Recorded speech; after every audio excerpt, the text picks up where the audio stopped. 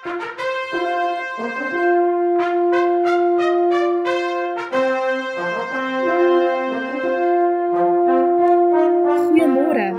en baie welkom aan elke luisteraar by ons program vanoggend, Lewende Beloftes. Jy is ingeskakel by Adventiste Wêreld Radio Afrikaans en my naam is Chanel. Vriende, partykeer voel ons, want ek voel soms so, dat die seer en die pyn en die lelik van hierdie wêreld waarin ons is, of die oomblikke waarin ons self soms bevind, veral daai seer, asof dit nooit gaan weggaan nie. Het jy al so gevoel? En dit is juis in sulke tye wat ek dan persoonlik nodig het om God se hart aan te voel, sy nabyheid en die ware hoop daarin te beleef. En dit is Bybelbeloftes soos hierdie, wat my maak uitsien na die son wat dan weer môre sal opkom. Ons Bybelbelofte vanoggend, Openbaring 21 vers 4. En God sal al die trane van hulle oë afvee, en daar sal geen dood meer wees nie, ook droefheid en geween en moeite sal daar nie wees nie, want die eerste dinge het verbygegaan. Vriende, Johannes sien hier iets in die laaste hoofstukke van hierdie aarde, wat vir my en jou wys en beloof hoe God wil hê ons harte moet voel. En dit is alsbehalwe hartseer. En hoe amazing is dit nie, dat God self, nie 'n engel nie, nie 'n disipel of 'n profeet of 'n familie of 'n mens nie, maar God self gaan my en jou trane afdroog. Vriende, weet julle wat love ek van hierdie belofte? Behalwe natuurlik dat God persoonlik betrokke is by die seer in ons harte. Maar hierdie vers wys vir my dat God ook bewus is en erken dat sy kinders seer het. Psalm 56 vers 9 skryf Dawid dat God bewus is van elke traan wat oor ons wange vloei. En dit beteken vir hom dan iets. En Johannes skryf dan vir ons hier, God gaan jou seer en my seer wegvat vir ewig. Emosionele pyn, fisiese pyn, selfs geestelik. God self gaan 'n einde daaraan maak vir ewig en altyd. Luister saam met my na die pragtige lied van herinnering. The timeless thing, earth and heaven will pass away.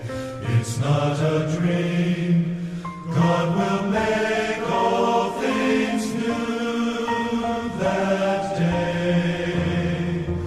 Gone is the curse from which I stumbled and fell.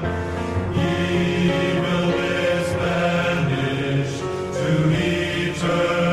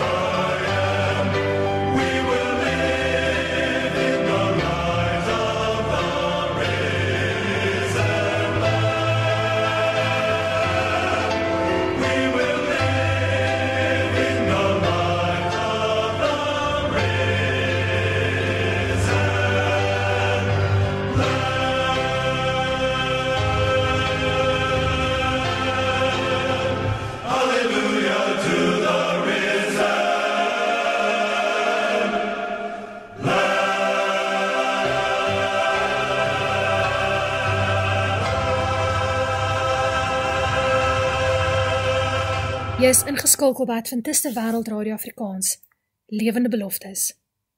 Teoloë noem hierdie Bybelbelofte 'n deel van die eskatologie. Dis net 'n fancy woord om te sê, dis 'n lering van die eindtyd.